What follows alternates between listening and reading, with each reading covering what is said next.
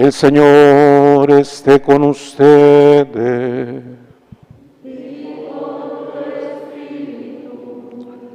Proclamación de la buena nueva de nuestro Señor Jesucristo, según San Mateo.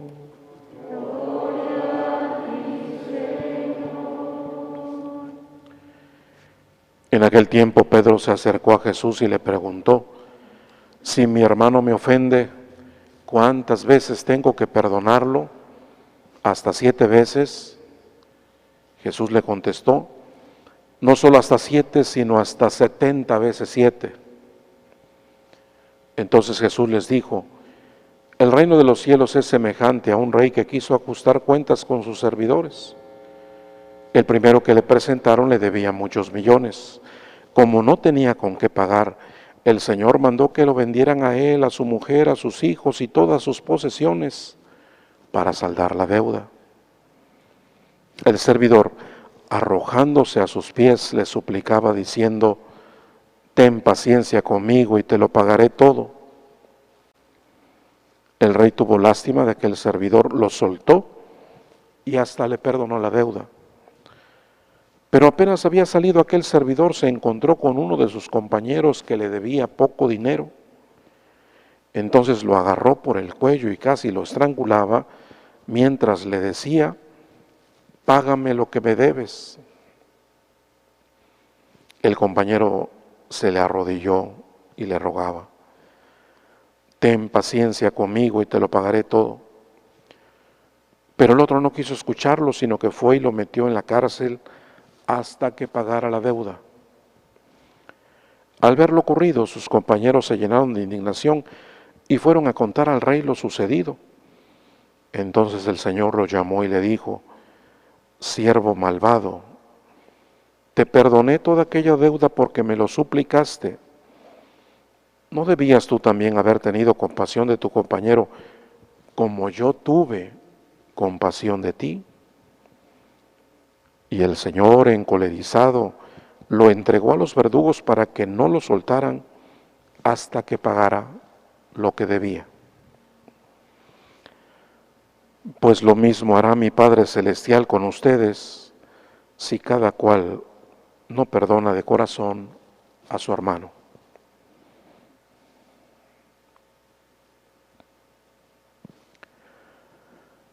Palabra del Señor.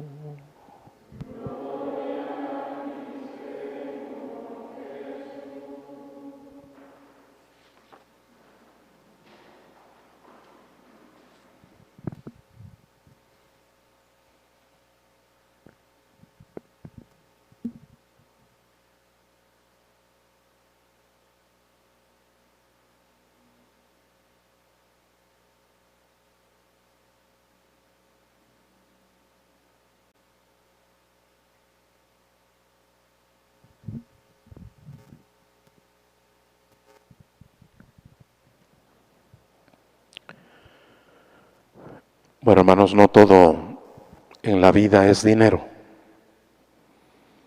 No todas las diferencias son por dinero. No todos los pleitos entre amigos y familiares son por cosas materiales, por pertenencias y por dinero. Lamentablemente, el mal se extiende de muchas maneras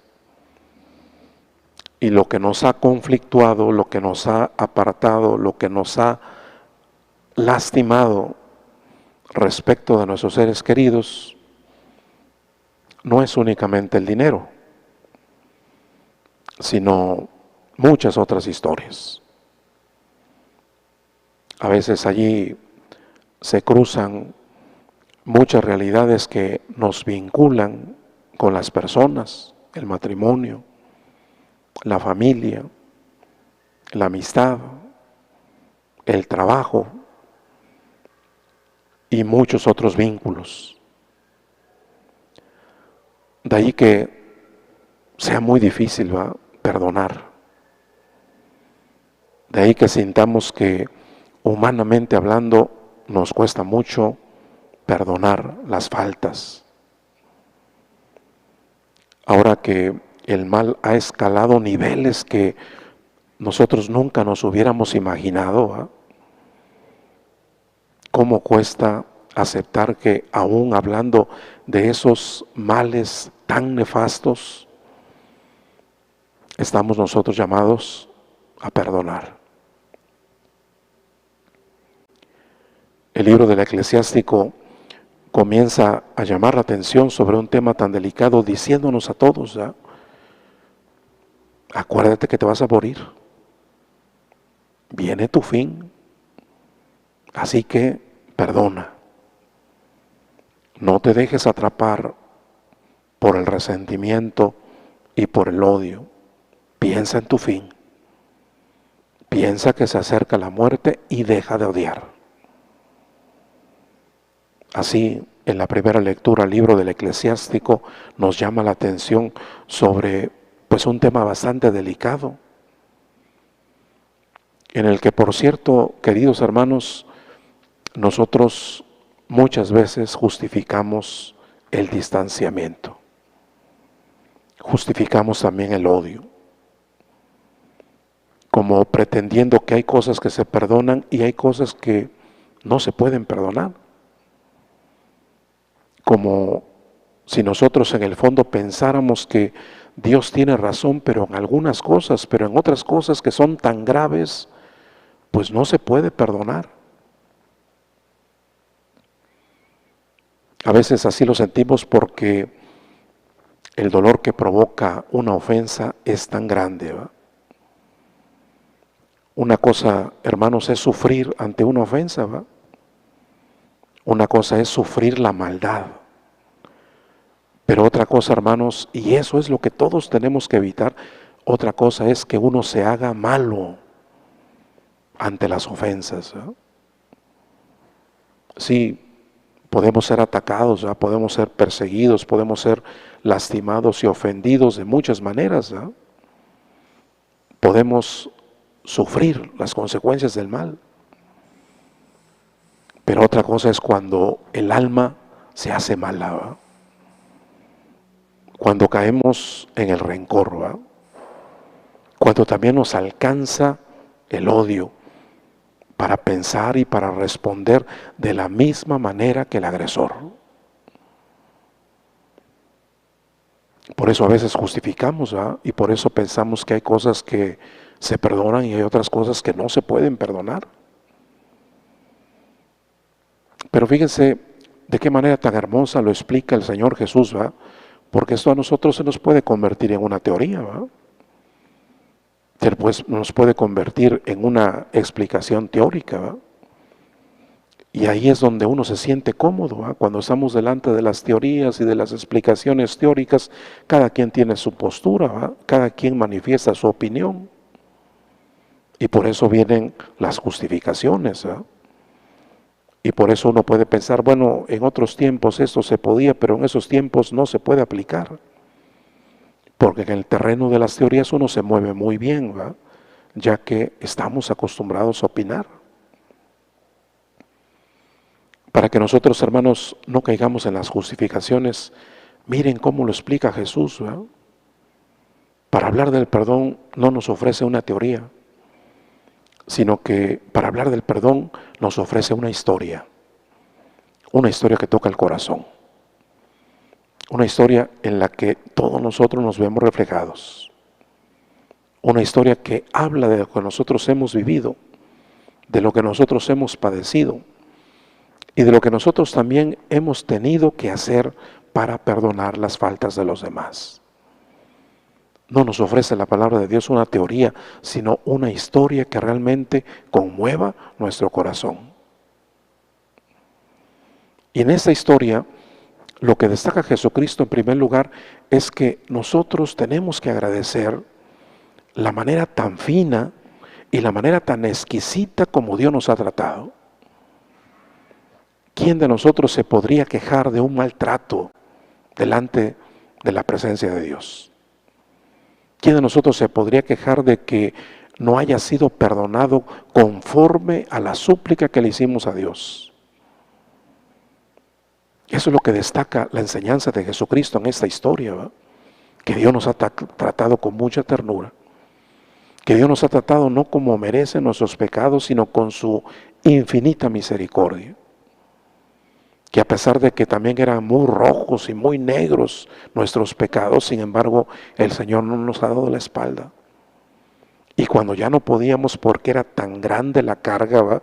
Y cuando ya no podíamos porque era tan grande el dolor por los pecados, el Señor nos ha visto con misericordia.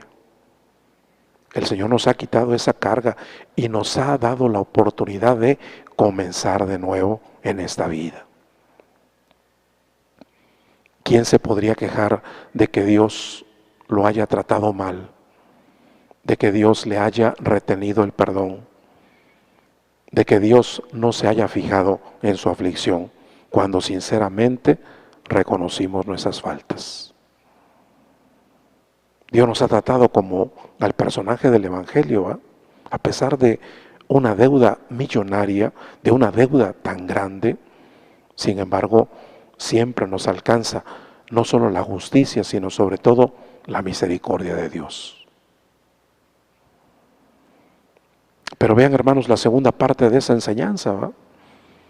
Porque nosotros así somos tratados y cada quien podría dar testimonio de ese amor tan maravilloso y misericordioso que Dios ha derramado en nosotros cuando suplicamos su perdón. Pero vean la segunda parte, ¿va? Ya que esa medida infinita que Dios ha aplicado con nosotros, no la sostenemos con nuestros seres queridos. No la vivimos con las personas que nos ofenden. Se nos perdona lo máximo y no perdonamos lo mínimo. Esa es la incongruencia. Ese es el escándalo que se manifiesta en el Evangelio. Se nos perdona lo máximo y lo mínimo nosotros no lo queremos perdonar. Se nos restituye en la vida, ¿verdad? Y nosotros lo mínimo no lo queremos perdonar. Así procede este servidor del Evangelio, ¿eh? Que sintiendo el gozo, ¿eh? Manifestando la gratitud porque se le perdona su deuda, sin embargo se porta como un patán cuando no perdona una falta menor de su hermano. Ese es nuestro problema, ¿eh?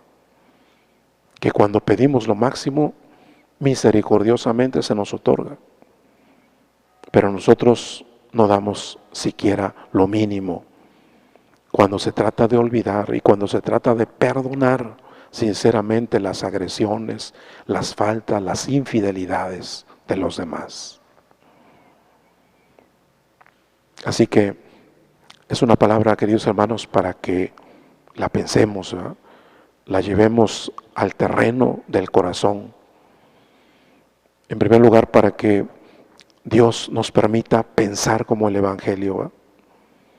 Que no caigamos en las justificaciones conforme a las presiones ideológicas de este mundo en el que vivimos.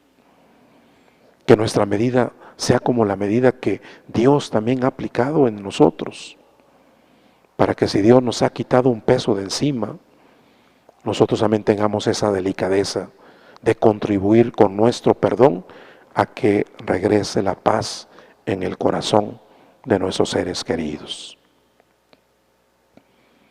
Así quisiera invitarlos, queridos hermanos, para que aceptemos esta palabra, teniendo muy presente que nadie, ninguno de nosotros se puede quejar de que Dios no lo haya tratado con misericordia. Siempre echando por delante nuestro reconocimiento y nuestra gratitud a Dios porque nos ha perdonado en muchos momentos de la vida, que de esa forma también nosotros seamos atentos, justos y sobre todo misericordiosos con nuestros hermanos. Nos ponemos de pie.